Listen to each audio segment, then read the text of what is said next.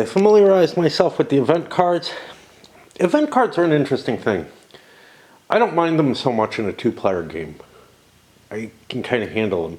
It's when I start getting to large numbers of players, and unfortunately a lot of the multiplayer games that are cool within the last decade or two have been things like CDGs or very much event-driven games, event card-driven games. Anyway, it's time for me to make the pool. Empire got the last turn. I don't see any reason to put a Navy chit in. Just doesn't do anything. I've got a little bit of time, about 40 minutes. I should certainly be able to do one chit no matter how bad it is. It's a Coalition Land 3. The problem, of course, is now I really have to think, because the situation is significant. It's okay that I've been away, because the situation is really, really different from what it was, right?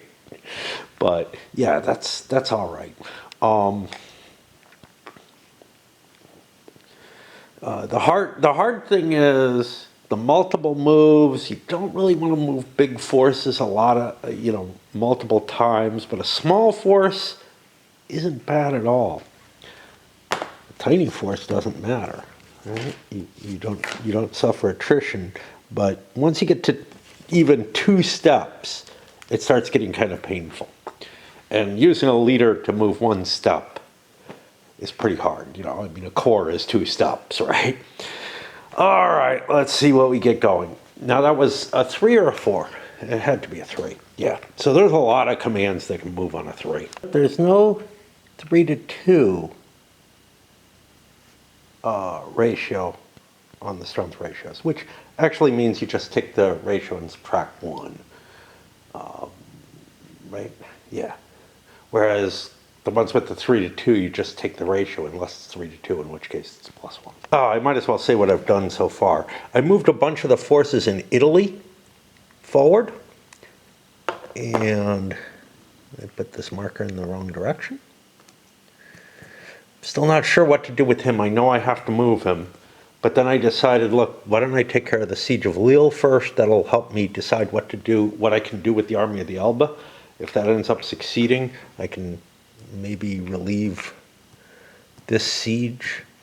And I got a little bit of a problem there, which is if I relieve the siege, I think I end up in an overstacking position. That, I don't know exactly what happens in that case.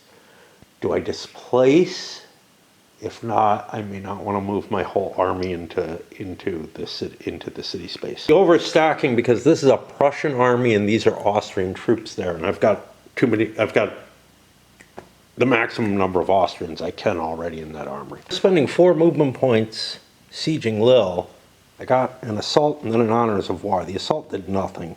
The honors of war got me the fortress. Now it's destroyed. I can't really afford to give up strength points right now. Take a quick look at the siege. Immediately becomes property with its printed value if the winner spends a supply unit or assigns 1 combat unit. 1 combat point. Oh, so I don't have to put 2 in. Reinforcements, someone would be able to put a point, would be able to buy the garrison for it. And I don't know if that garrison costs 2 or 4. It's 2 on this chart, but I don't know if that's times the size of the fortress. But it seems like 1 combat point does it, so I'm guessing it's just a 2-point garrison. It's basically, you can use militia for this. This puts me in a tricky position. I don't necessarily want to move close to this thing, because it could intercept me if I do. And this is why maybe I should have moved the army first, but yeah, you got these troubling situations. I could spend a Hessian to get the fortress under Prussian control.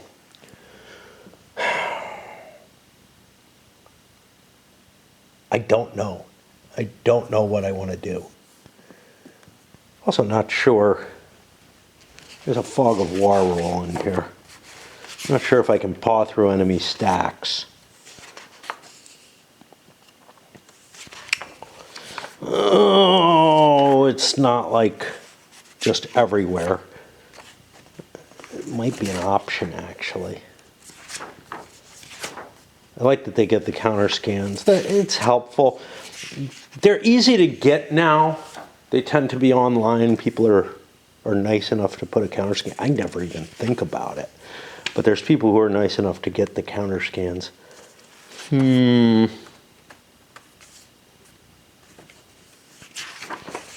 Don't see it here. I know I saw a fog of war type roll. I don't really recall what it was. I got 2 movement points left. I don't want to move next to this. I could go attack Boulogne. Doesn't really do me much. Those militia there are not really a big deal.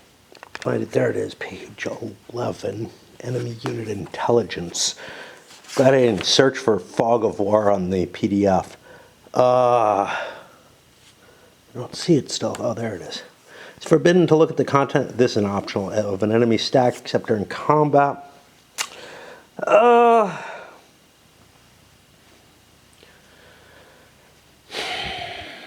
I think I'm going to do this in a very, very fuzzy sort of way, because I feel like scouting was too prevalent at this scale to be able to say, I can't know things. I have to be able to know some stuff.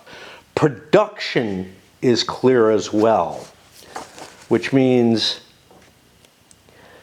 you know, a game like this, you probably aren't, well, you certainly aren't playing in a single sitting, right? Production is what forces you actually build, not where they're deployed. You feel like that kind of information has to be somewhat available. So I'm going to play with what I consider sort of a limited fog of war, which is probably not try to paw through stacks too much, but try to have a feel for what the enemy has. And because you would kind of have that.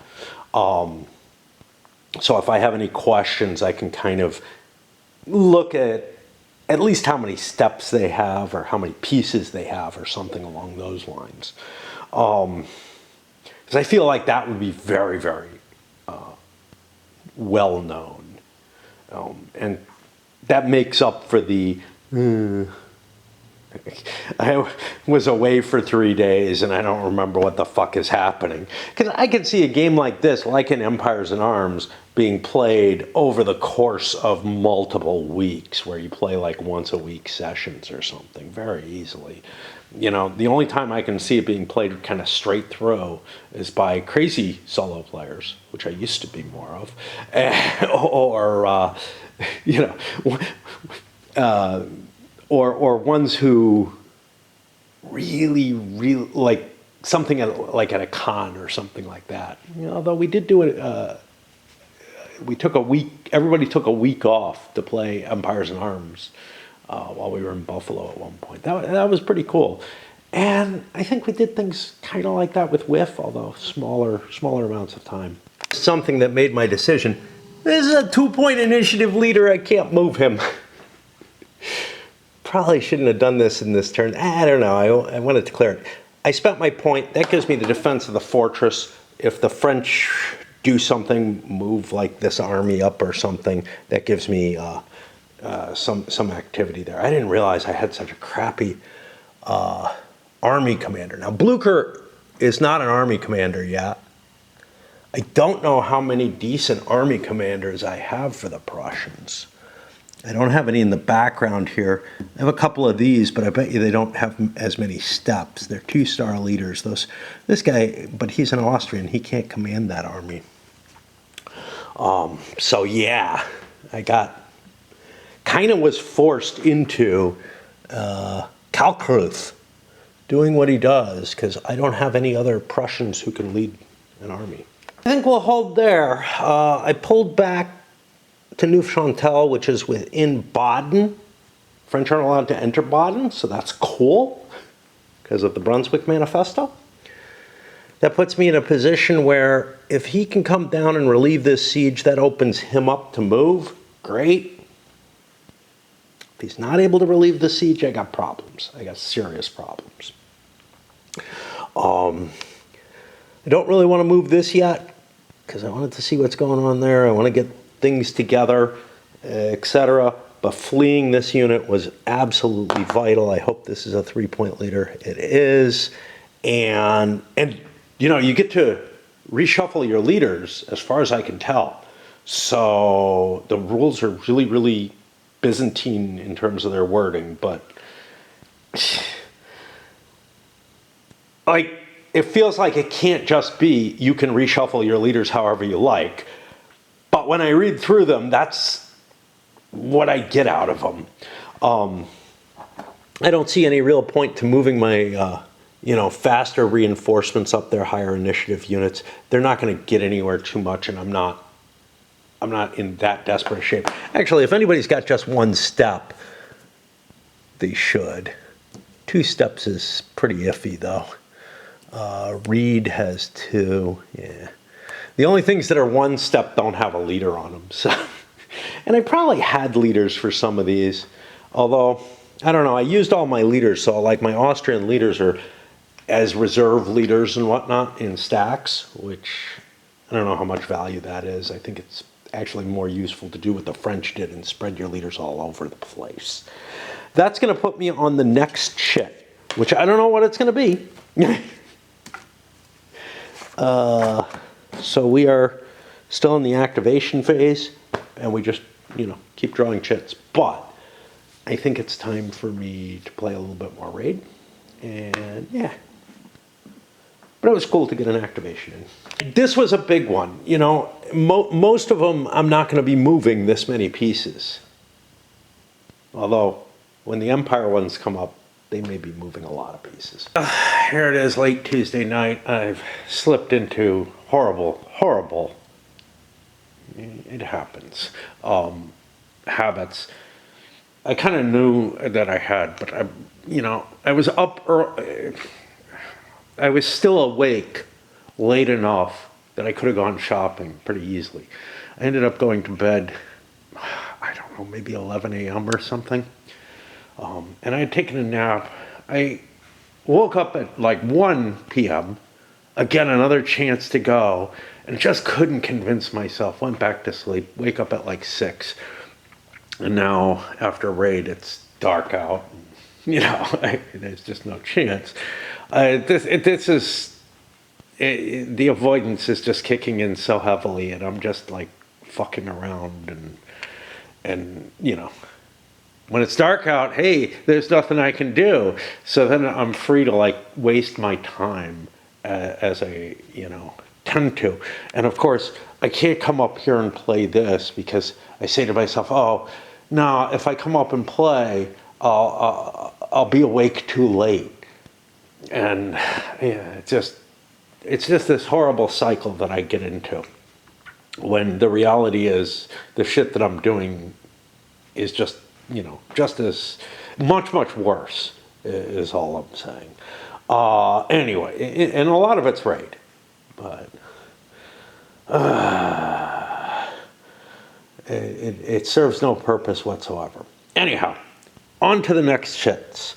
Right now I've got raid playing a boss fight that's going to take a while. Well, we get the 2 naval chits out of the way. Nothing. The coalition doesn't have a navy right now, and there's nothing that the French really want. Well, it's not an empire. The Republic really wants to do. In fact, I probably shouldn't be out in the oceans. So those are eaten up and gone. Then we get 2 coalition land. They can't take place because the last land phase was a coalition land phase. But now we hit an empire land phase. But this is a number 1, which is a big possibility. I can move everything at this point. Notably, this is the only time I could move loose units that don't have a leader. The strategic situation, well, the whatever, the tactical situation probably in the terms of this game. The French have two armies in play. One over here and one up here in Paris. I think that's what I got. Burgundy is the other. Yeah. The coalition is ducked out of the way of the German army. I don't have a lot of things that I can actually get my hands on. I could get my hands on these guys at Orléans, but my army is smaller. Now, do I know what his situation is? Again, I think I should know how many steps, more or less. 1, 2, 3, 4, 5, 6, 7, 8, 9, 10, 11, 12, 13. So he's about the same size as me. I have the Valmy card. If I fight a battle, I have a chance. But here's the thing.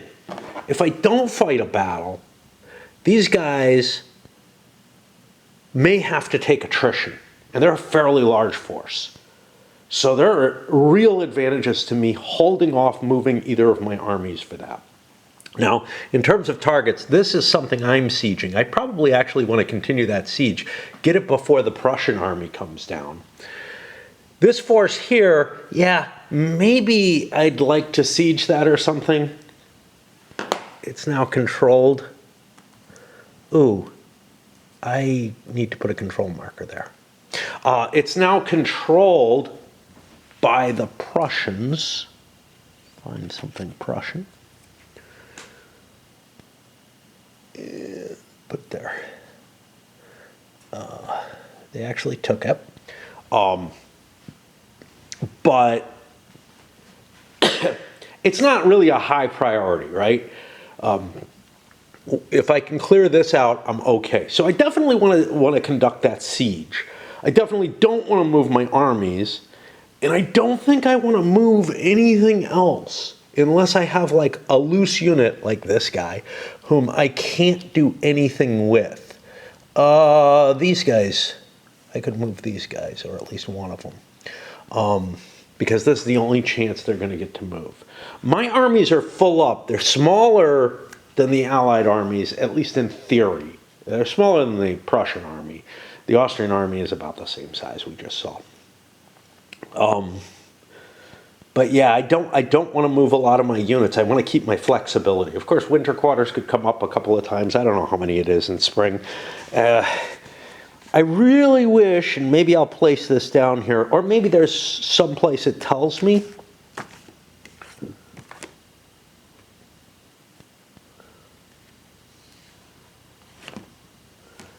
I don't think so. We know what's in there. Yeah, I really wish there was some place where it would fit best on here, so I may actually scribble it in here. Do we have winter quarters anywhere in here? See, it's really in the draw of a chit, which doesn't even have anything listed on it. When the winter, what the numbers for the winter quarters are. Feels like there needs to be some kind of reminder somewhere. And I get that there's not a good place for it. It really, I'm going to probably scribble it in here. Because like, I know in winter it's 1. Autumn it's 2. How many is it in spring? I don't think it's in there in summer at all, but without it scribbled down, I can't even tell you what's going on. So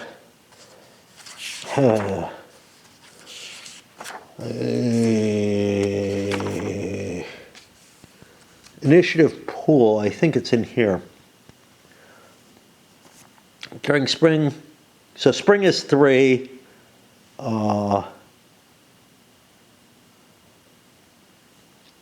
Autumn, it's 2, and yeah, and I don't think you even put the winter quarters in summer, right? So summer is guaranteed that all the chits come out. So these suckers in kind of lightly, but I can read them.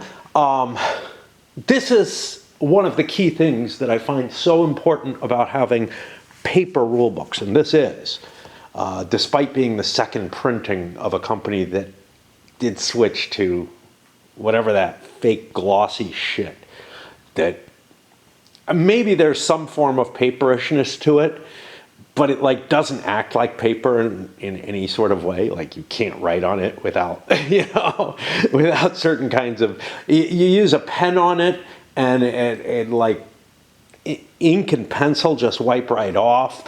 Markers smear. The only thing that kind of works on it is the Sharpies, which what I really want is pencil so that I can erase it if I don't like that stuff there. But yeah. So where the hell am I? Okay. I'm making my decision as to what to move.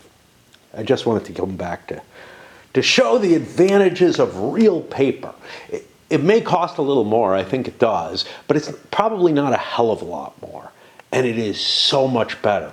And you'd think like the glossy stuff. So the one good thing about glossy stuff is if you get pipe tobacco all over your hands or whatever, if you've got like grease on your hands or whatever, it comes off real easy. That's the one advantage of that kind of paper. The disadvantage, one of them, other than not being able to mark them up easily, another big and you can use like pens, you can even use pencil if you dig in and like rip beneath that outside coating a little bit, but you might tear the paper because it's very thin. But the biggest thing that shocked me is that they kind of dissolve in water in a way that real paper doesn't. Real paper takes damage from water, there's no question. But like I would get a little bit of spit on something or whatever, and it would just rub right through the paper. And there would be almost a hole there at that point because it's so thin. And of course, paper is basically dried pulp.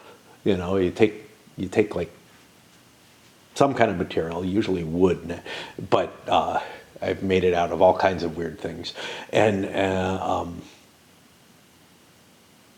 like linen and stuff like that, and you dissolve, the material, like the wood pulp or whatever, into a like slurry, and then you just kind of dry it out on screens, and at least when you're making it manually, right? But it's got to be very similar when you're making it at an industrial level, as you're just pouring liquid stuff and letting it dry. So if it gets wet, it stops holding together again. So there's an interesting thing for no reason. All right, kind of funny. I just did an assault after a no effect. That was 2 movement points on that siege. The table is not monotonically increasing, even though the bonuses would seem to indicate such a table. It looks like it is because the numbers just go up. But the little plus here, the side with the result wins the battle if loss numbers are tied. I got one of these 2 stars. No loss in a level 1 or if a level 1 or 2 fortress fires. No loss if a level 1 fortress fires. A little different, but yeah, it's a little odd. In this case, though, I did get a success. The French got a success, and they hit.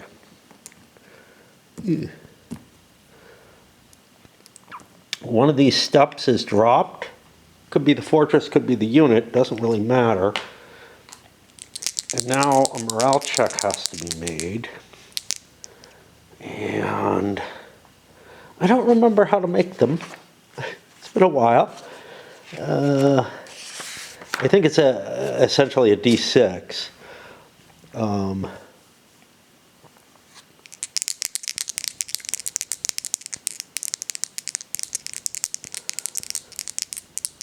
At +1. And demoralization has to be greater, so it didn't happen, so I keep going. Around, and that's 3 movement points total spent. The French have succeeded in getting an honors war result. The unit goes for next year. And I've got the fortress removed now. Now I want to replenish this fortress, but I don't want to do it with, I don't think I can do it with cav, but I don't want to do it with the cav either. I don't want to spend an infantry detachment because I'd lose my artillery point if I do that. I also don't want to leave myself open out there because there's a Prussian army, which I don't want to hurt me. What I can do is move this detachment on his own. I could not move the leader because I don't have a high enough leader to take 2 leaders into that. Well, I could move the leader and just remove him from the board, which I may do anyway. I have the choice of moving either of these, though. This one, I don't want to move next to that because it could intercept me. So 2, 3, 4, 5, 6, or this one, which is on the other side of the river, or is on the same side of the river, I guess. I don't even know. I think it's on both sides of the river. 1, 2, 3, 4, 5. So I could move either the detachment or the militia. Since England is not at war with me, I think I'm going to expend the militia to clear this, because the militia is cheaper to rebuild.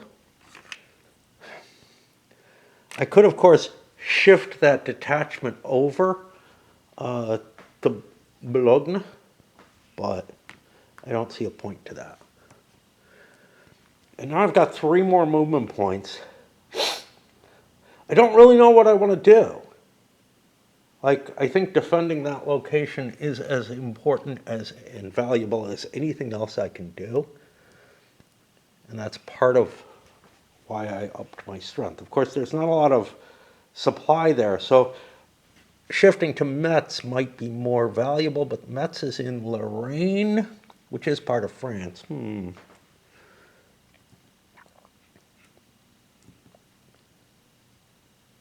Yeah, if I had detached from my infantry corps for the guard, I might have left a 1-point detachment behind. I think I'm going to move to Metz. Reims is nice, but I'd rather protect my forces for now. And there's a fair chance, like, I don't think my troops are going to really help defend it all that much. You can have any size force inside a fortress, but the attrition will start to get problematic. If I had waited till the end of the turn, I would force an attrition check on that. That's kind of cool too. But now I've cut off one of the potential supply locations, which is also kind of nice. I think that's the end of this activation. And I'm going to go down and deal with, I already went down once to refill my pipe and my battle didn't go well, so I think I have to put a little more thought into it. Right, after a couple of Empire lanchets, we get to a Coalition lanchet. It's a 1, which means I can move anything I like. Now, again, I probably don't want to move the things I've moved already. I think I forgot about in the supply link. Fortresses, sure. A depot, yeah. A detachment. This is the weirdest of all. Now, do I have a detachment with this army? I do not. Oh, yes, I do, but it's Austrian, so it can't support the Prussian army. But it's such a weird little thing to, like, it's not a force or anything like that. It's only a detachment can do it. I'm trying to figure out, whether if I get to Paris, if it'll open things up for this. It won't. Which leads me to think that I have to take Reims. And if I free up Reims, I can move up and try to fight the French army with my large army in supply then. Now, there's a kind of funny thing here. I got a successful assault. If we look, I have 1, 2, 3, 4, 5, 6, 7, 8, 9, 10 steps. Couldn't get my way up to 12. Attacking Reims was on my 4th move. And I have a wagon with me, but it's getting dropped off so that I don't have to worry about its movement rate, right? And I start looking at the combat. And the first thing I hit is, at 5 to 1 or more strength points, it's an auto-destroy. Now, the assault uses the normal combat rules. I think I just succeed. I think a big army, when it gets an assault, just takes the city, which makes some sense. It's not horrible, but there's nothing specific in the rules about this. My plan isn't going to work. The Prussians taking Reims doesn't help. They had to relieve the siege. Unless I can use one of the Austrian strength points to convert it to an Austrian-controlled location. So the Prussians are up here with a Prussian depot. I could use the Prussian depot, which is relatively cheap as militia, to convert the fortress, but it would be a Prussian fortress. So the fortress captured becomes property of the besieger, provided the winner expends. I don't know, right? I really don't know if I can use an Austrian depot, an Austrian strength point to convert it to an Austrian fortress. This is gosh, I really don't know.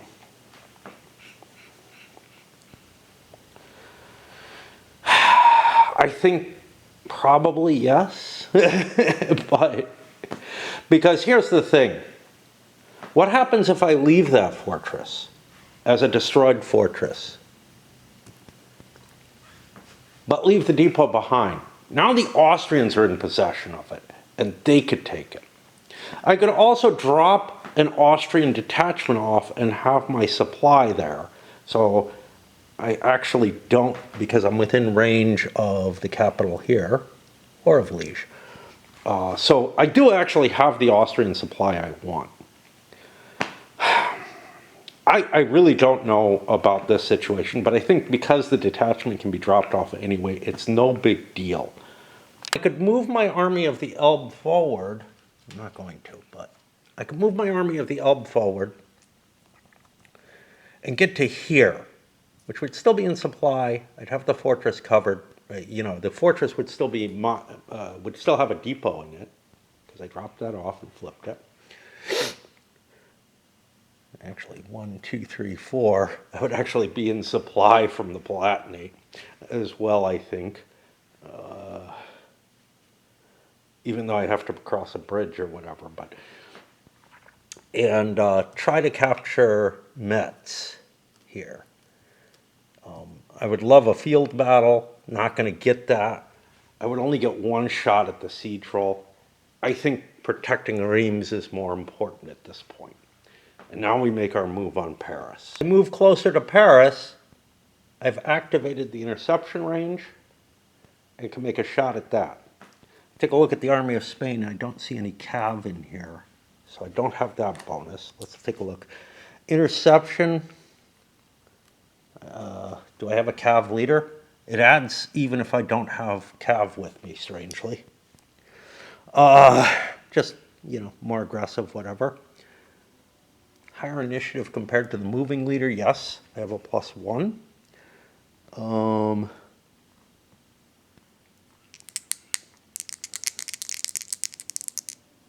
I thought I got a modifier of my leader. Period. Avoidance gives that. This doesn't. Let me make sure that's right.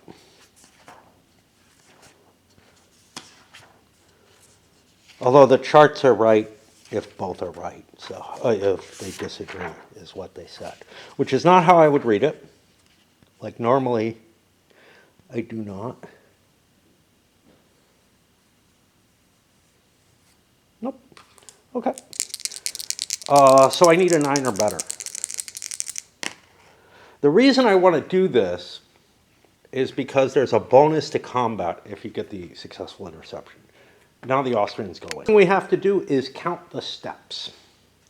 The French, we already counted it, but have 1, 2, 3, 4, 5, 6, 7, 8, 9, 10, 11, 12, full up. And this is the Army of the Rhine here, which has 1, 2, 3, 4, 5, 6, 7, 8, 9, 10, 11, 12, 13 steps. So 12 and 13 is 25. That puts us to the major battle number. We have at least 8 steps on each side, which means we trigger the major battle rules, which means tactical deck comes into play.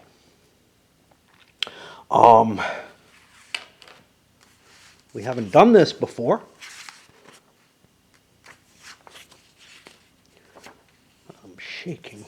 Too much coffee, I think. Is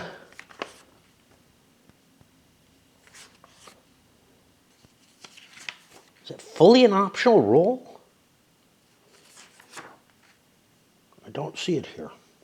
Let me check. It's not in combat resolution. It's back here in the preliminary phase where you have marching to the side of guns, stuff like that. I just didn't bother seeing that.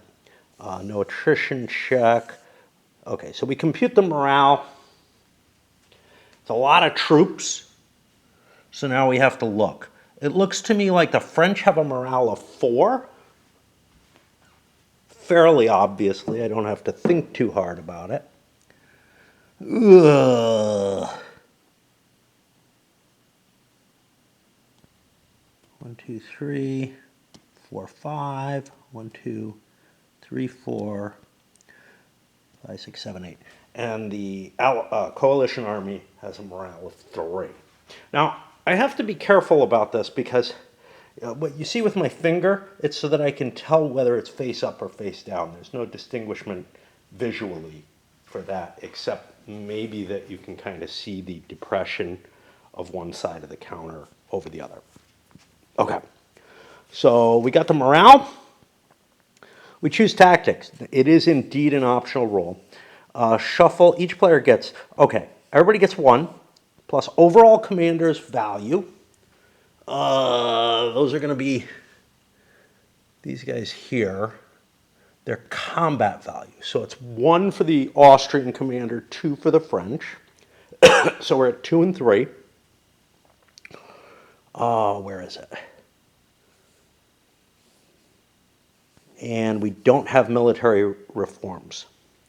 So 2 cards for the Austrians, 3 for the French. Might as well deal them out. I assume I shuffled this.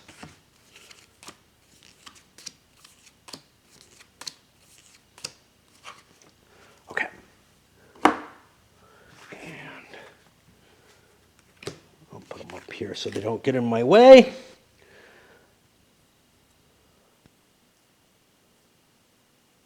Oh, the attacker draws first, but I don't think that actually matters. It's from the same deck. Each player can use 1 card, except leaders with a combat value of 2 or more who can use an additional card. Okay. The French can use 2 cards. Second card requires another subordinate leader. The leader will be able to use this card by rolling a d6 modified by combat value and getting a result equal to or greater than 5. Now, this guy is going to be subject to possibly being hurt. I'll take one of my +1s. If I have to do a leader check or whatever, we'll worry about that. I need a 5 or better with that. I don't get it. So it's 1 card each as I read it.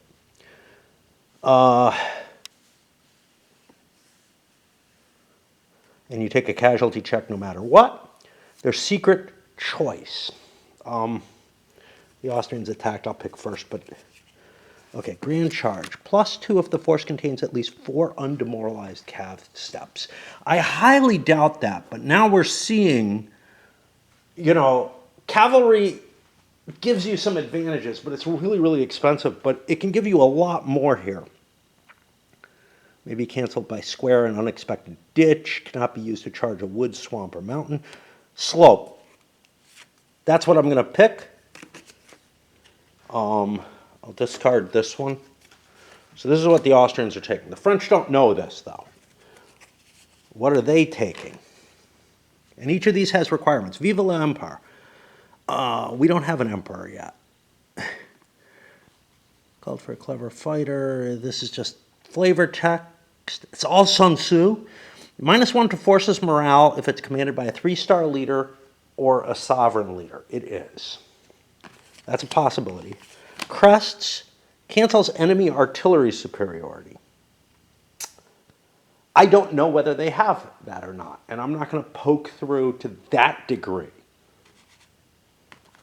And supplies! +1 if the opponent did not have light cav or cav leaders. I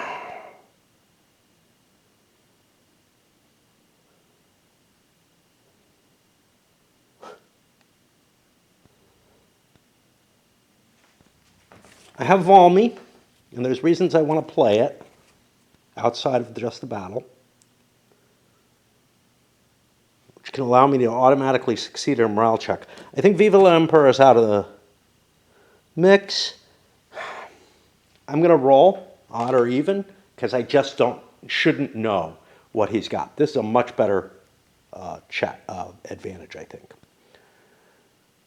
This is nice at the +1.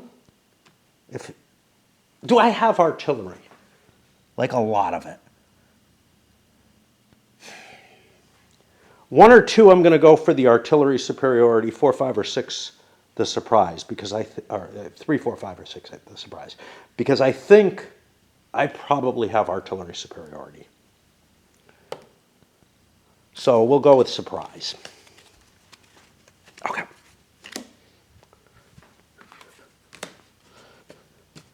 And now we go to the next thing. Calculate odds. We know what the odds are. They're 1 to 1. It's like 13 to 12 in steps. And that's all you worry about. Who's got more artillery? Okay. 1, 2, 3, 4, 5, 6, 7 for the army. 1, 2, 3, 4, 5, 6 for the army. The French chose poorly. Artillery superiority goes over to the Austrians.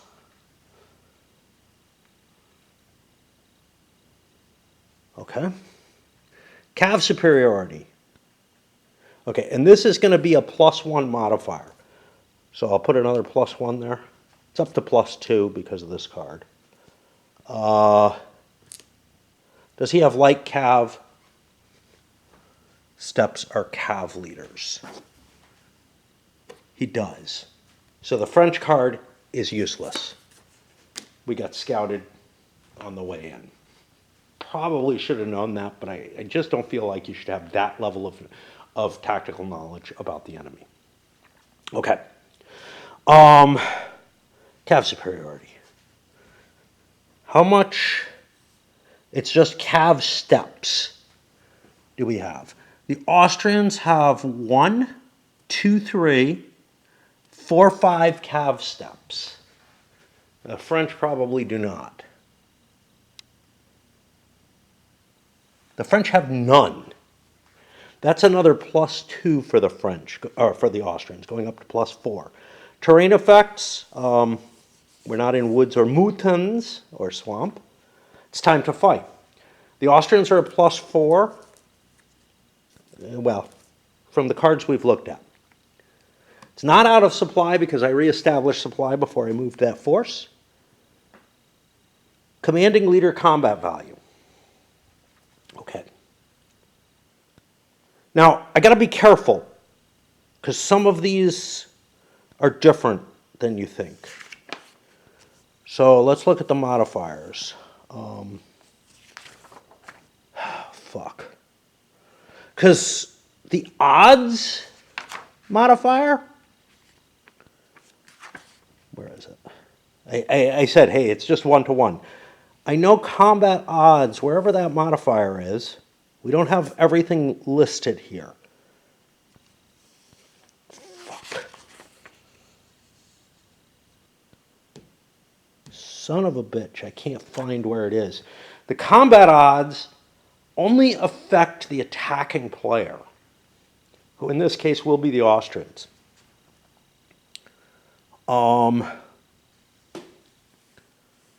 We don't have them here. Where we're combat odds, each side calculates its combat value. Yeah, that doesn't help. I know.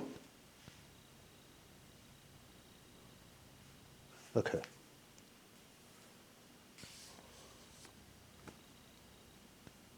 A DRM, oh, here we go. The combat odds give a DRM to the attacker only. Okay, so there's none there. It's not 3-1. We did all of these. We go to the rest. Leader effects. Overall commander uses their leader value. The Austrians go up to +5. The French have, oh God, my poor hand, have a +2. They finally start getting some bonuses. Okay. Lead assault unit and subordinate leader. You can designate a corps lead assault, and you can designate a subordinate leader. This leader will have to check for a casualty. I think that's no matter what. We think this is an important battle, so we're going to throw Argental as my subordinate to give me +1 more. And do we have a lead unit we want to use?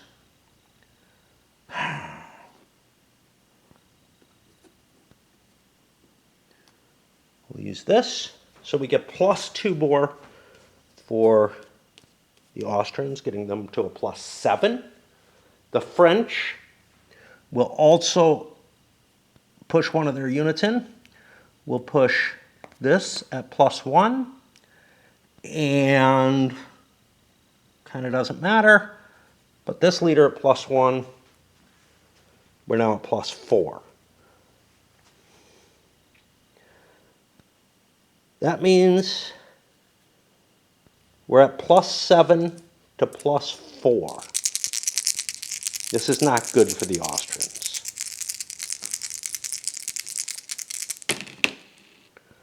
7 and 7, or for the French. 7 and 7 for the Austrians gives them a 14, 5 CL. Can't remember. 9 and 4 gives a 13 to the French, 4 plus L. This is not tied, so Valmy's not going to help us with that. But we may play it anyway to prevent the morale check. All right.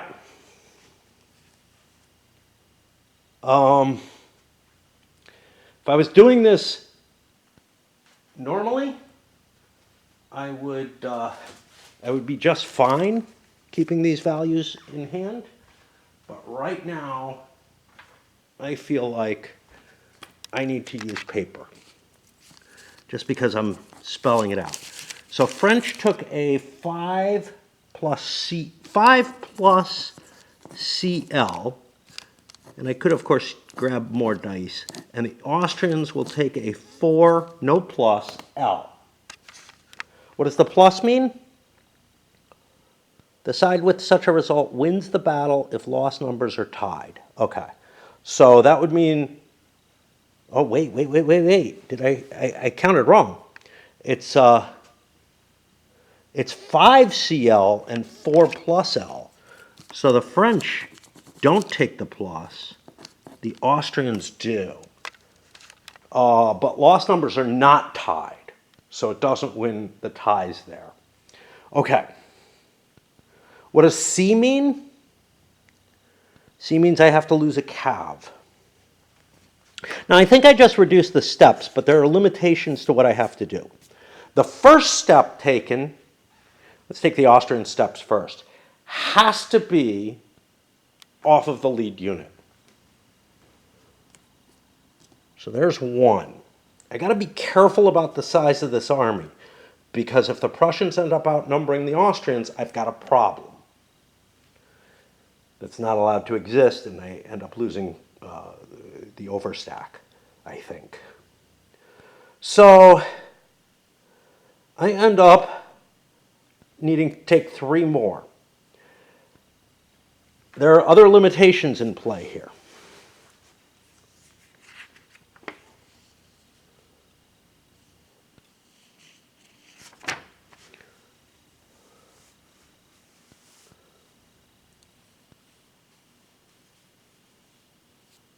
I believe I have to take the majority of my force loss from the morale.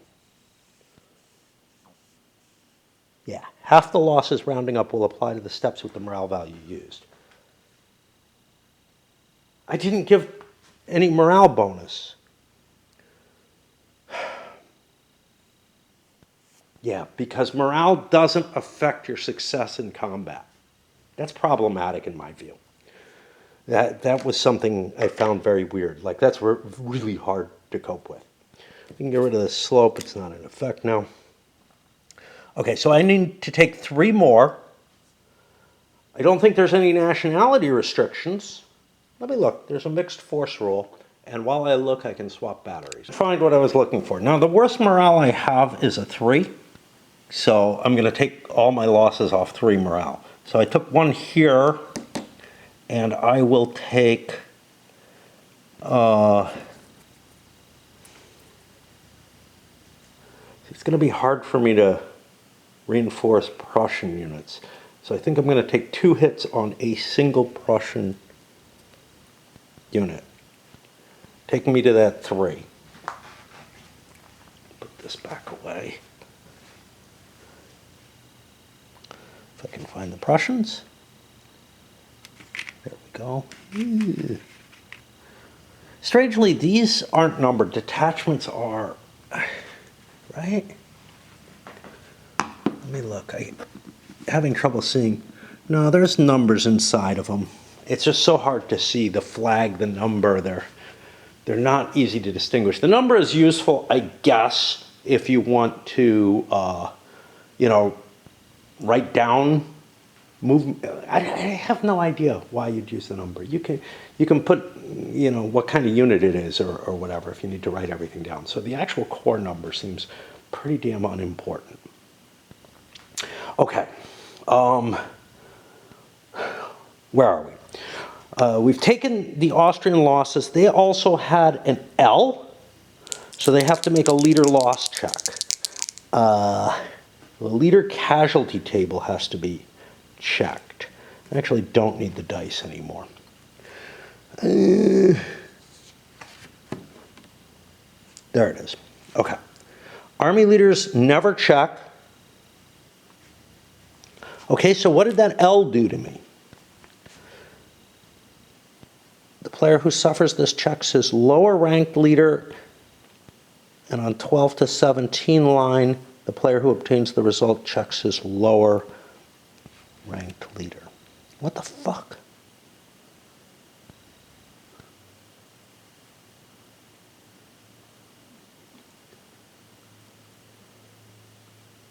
I think they've got this opposite. On 0 to 1, the player who suffers this result checks his lower rank leader. On 12 to 17, the player who obtains the result checks his lower rank leader. That feels really weird because what it's saying is that I have a better chance of losing my leader. They both have L's, so it's no big deal, whichever way it goes. But it means I have a better chance of losing a leader if I win the battle. Okay. But anyway, all we do is roll a d6 for some lower ranked leader, and I have to roll another d6, I think, for the guy that I committed, because he always has to take a leader loss check. So we get an alive and a killed. But because he's not commanding a force. Now, which one is which? Yeah, I don't know. I think I can have devoted both to this guy. He's relatively low ranked. He's supposed to last until 04. I remember it minutely. I don't know what I'm going to do about him. He should go in a bag or something at this point, but I don't want to fuck around with that yet, so I'll just put him over there. We'll figure, you know, we'll figure them out as they begin to collect up. Now, for the French, they have to take 5, one of which has to be cavalry, one of which has to be the lead unit, and a leader loss check. So we've got 1. I don't have any cav. My morale was 4. So 3 of the steps have to be 4 morale units. 2, 3, these detachments. And now I take 2 steps off these shitty 3 morale units. I'm going to just eat this entire unit. There's no limitation on that kind of thing. And the French also have to make 2 morale checks, one of which is at least on that 1 leader, and I think the other one can be as well. I get a 5. That's a wounded result. Don't know what that does. Since we had chosen him, he's going to be the guy we wound. What happens?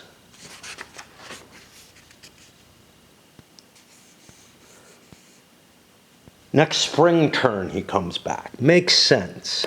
So we'll put him over here. This goes back. The French have lost the battle.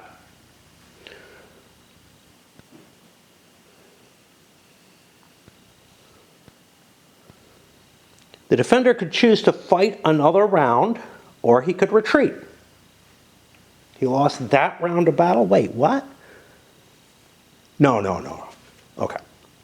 Yeah, the battle is over. He's already lost.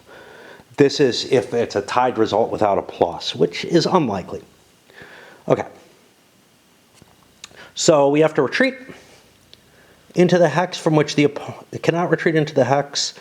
How many hexes? 1 or 2 hexes, our call. Okay. Does the bridge fuck with us? Because we're in trouble if it does. Because this was an army, I think it blocks both of those.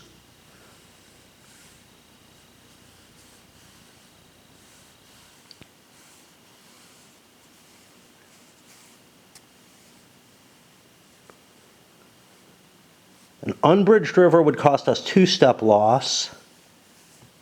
Have to try to avoid the contact area. Yeah, I think we're allowed to just fall back across the river. And we probably want to fall back towards Le Havre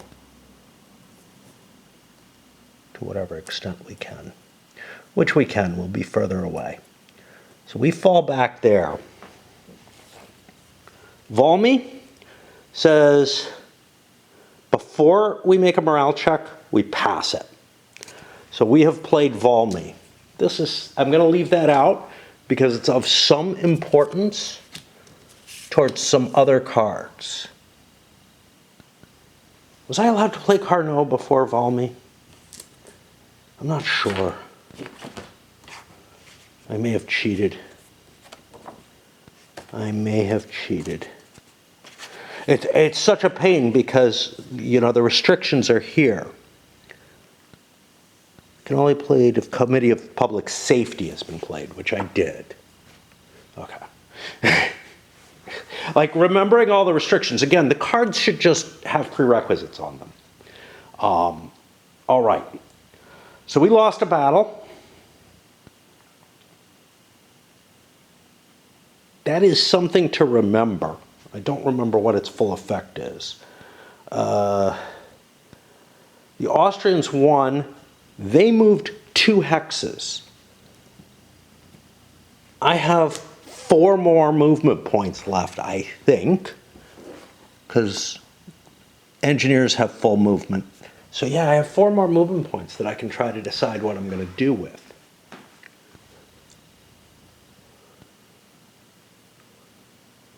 Holding Paris has some value.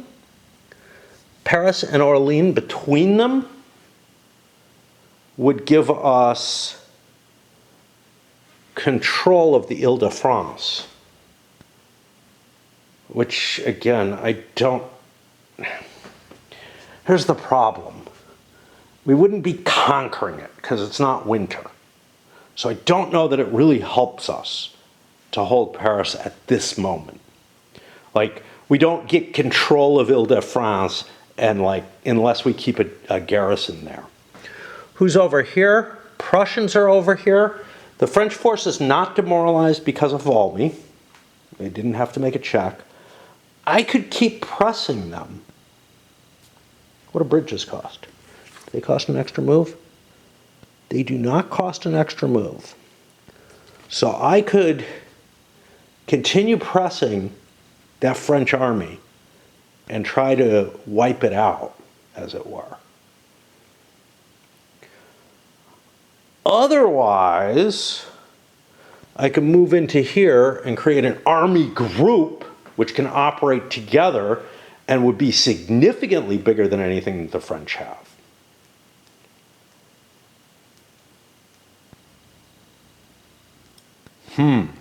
The sizes of the force are about equivalent, but I feel like the Austrians had a much, much bigger chance and that the French kind of outrolled them to get a close result. We were talking +7 to +4. So I think the Austrians are going to make another shot at it.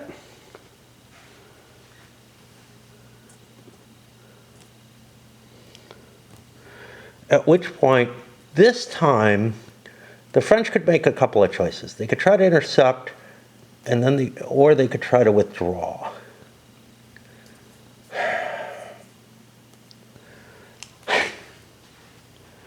Why was I so unhappy?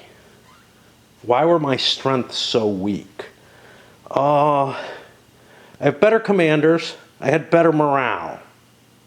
The morale doesn't matter. My +2 units don't help me. They're just +1.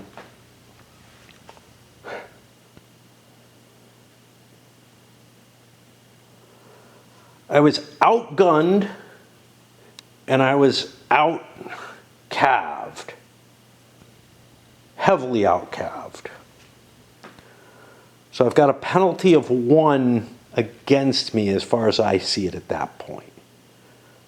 What the hell else was giving me so much? I still have a secondary leader. I don't know about him.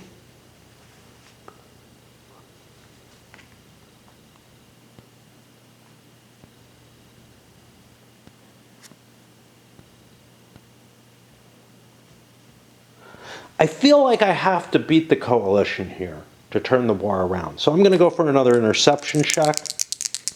I don't like it. And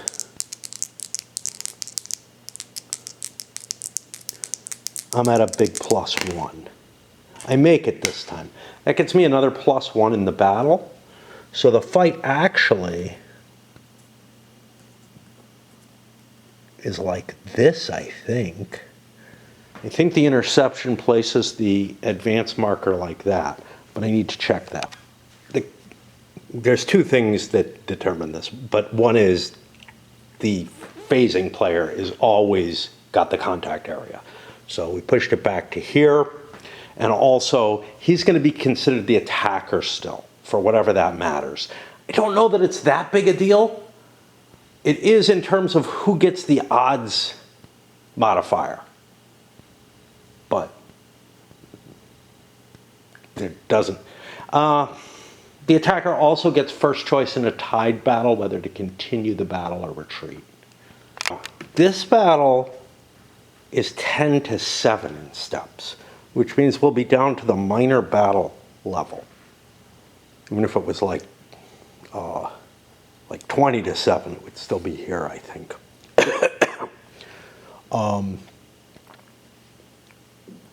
Yeah, at least 9 steps on each side. So we won't be using the tactical cards, but I forgot something. Not surprising. In the leader loss check, if a leader is wounded, he will be permanently returned to the reserve pool during the...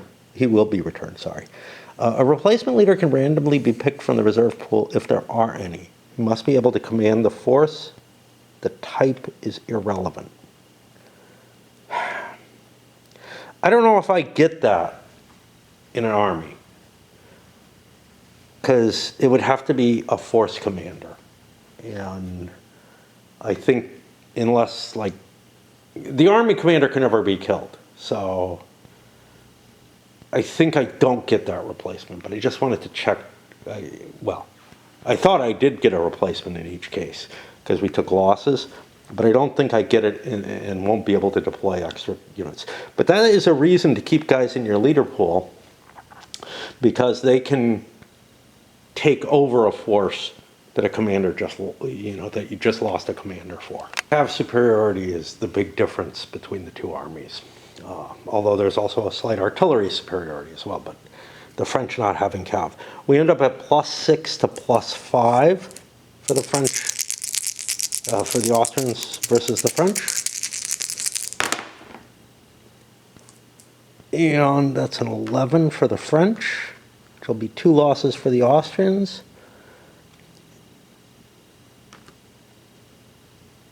Sorry.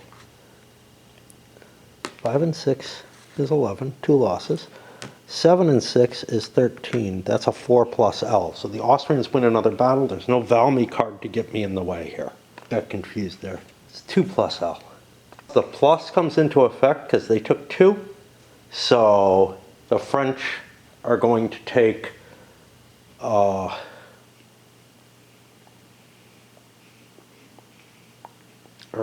going to take the loss. Valmy would have prevented them from taking the loss. Oh, no, because it's not actually tied. Battles very seldomly tie. But I was just reading into the wrong column, it's all. Not for any reason, like I wasn't thinking, oh, the Austrians are bigger. No. I got to make a decision on that leader loss check. Is the wording here correct? I don't think so.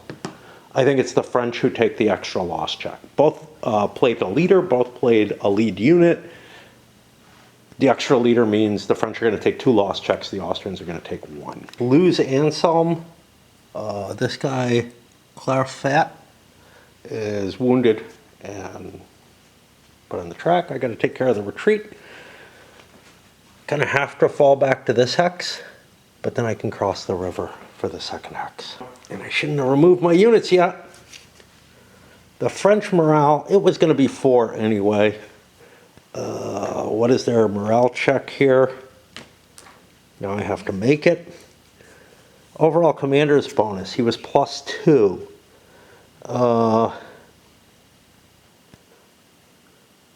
Difference between losses, it was the same. There were no retreat losses.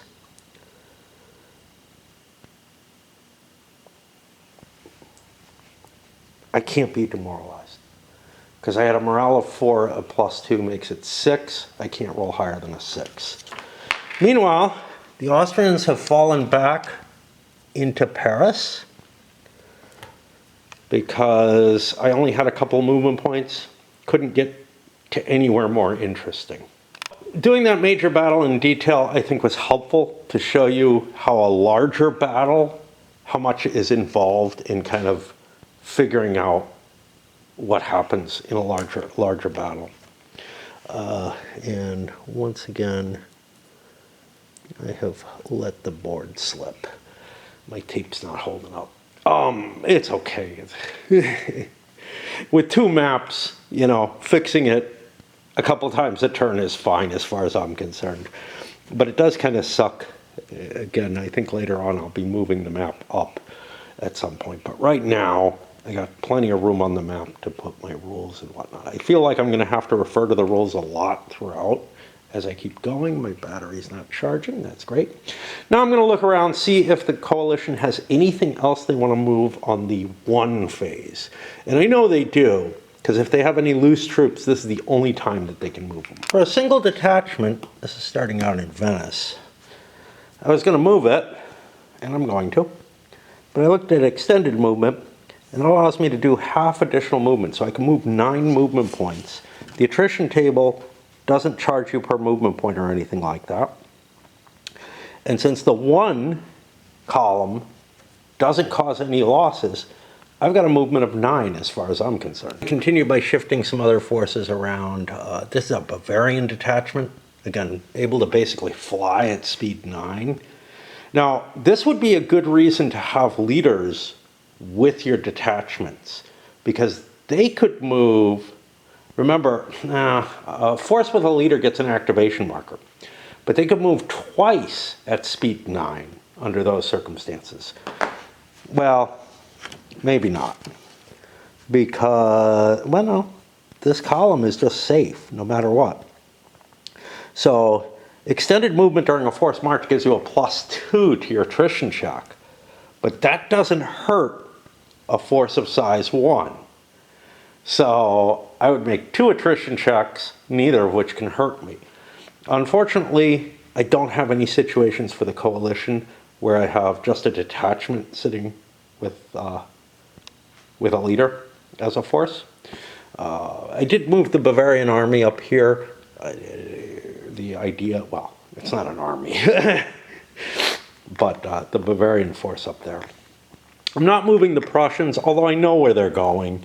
They also are going to run down and try going through the woods as little as possible and try to come forward for the Prussian army. I probably should just move them. All right, I'll do that. These guys don't have a marker on them. An army could move up to them, absorb them, and keep moving because they don't have an activation on them, even though they've been activated. Really paying much attention, like I have like a 2-step force that ran from Berlin. Do I want to try, to do this? Well, look, what are my modifiers?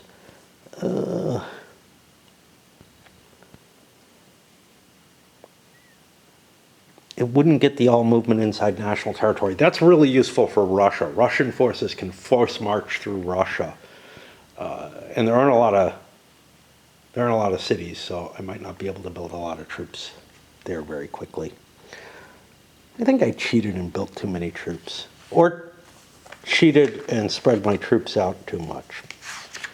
Not sure which. Like the Prussians, I have split up. The French, I reinforced their forces rather heavily. Where is the limitation?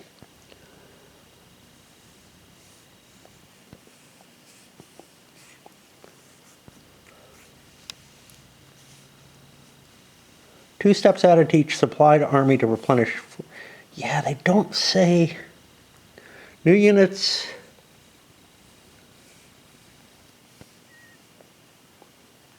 There's this, they can be produced with 1 new unit deployment, set up in the capital of the country or in an unbesieged fortress. Yeah, I think I was too strict with the Prussians. They could have built all their forces here at Magdeburg, and I didn't do so. And the same thing with the Austrians. I feel like I built troops in like Trieste or something like that for no good reason. I can't find a rule that requires that.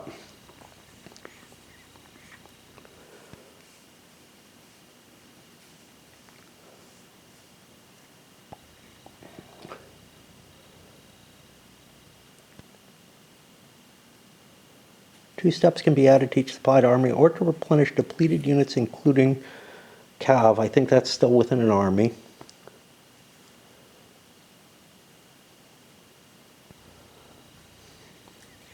There's something else I'm missing. Did they say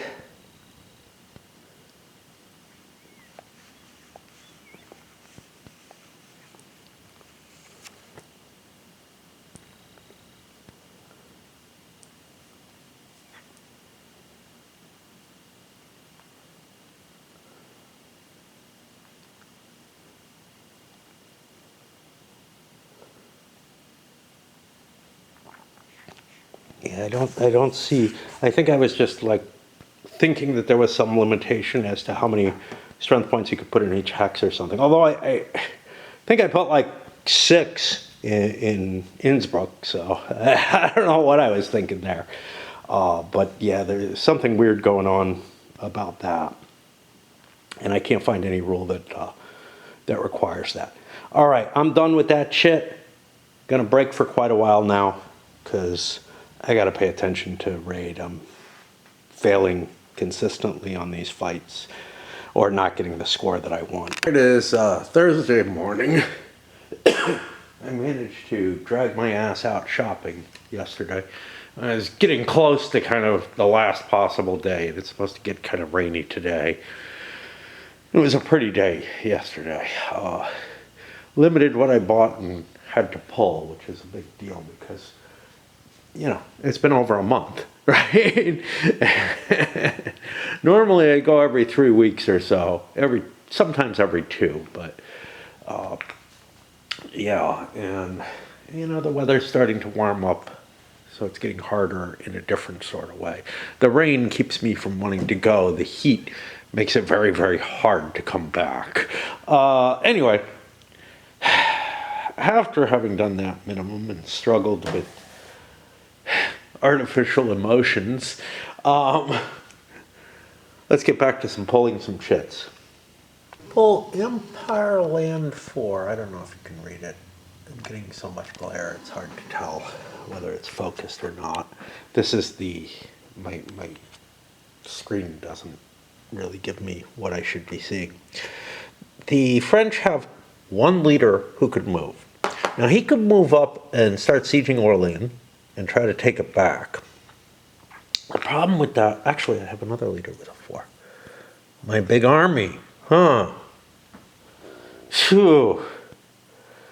If I weren't so beat up, I could do this. I could come in and attack and then move into place. But my army is so fucking beat up, I don't want to do that. What I'd like to do, see what we did here. We did not combine armies here. See, this guy, he could move up, reinforce these. That would be useful. But then that would tie this force down. So I've got a lot of, troubling ideas. My forces are split. I need to bring them together. But I also kind of need to move along. I think the best thing to do would be to consolidate my forces at Orléans. I can't get intercepted on my way in. Try to take it. Use it as a launching pad to face this. I've got 2 big armies that I can create an army group with. I can move this guy there. Is this the moment that I want to do it, though? Remember, this is a spring turn.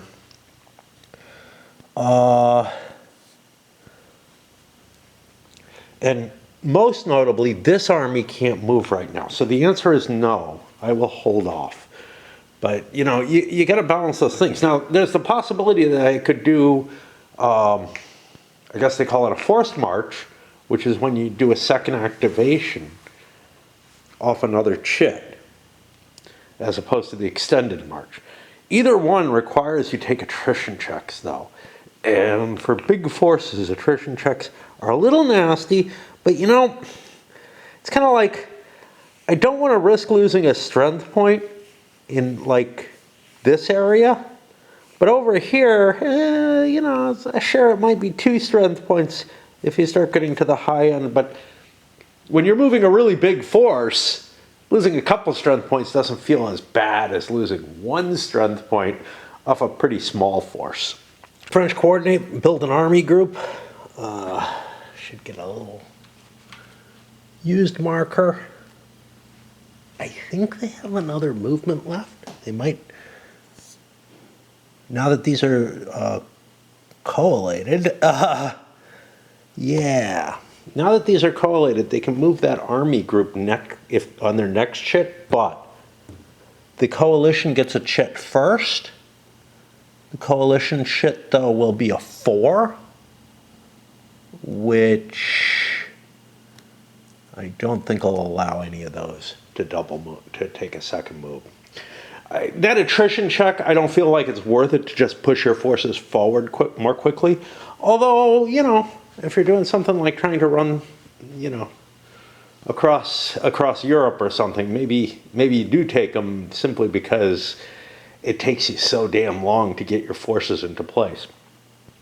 But most notably, I don't really think that it's worth trying to push the army of Italy forward, although it could do a lot of good. I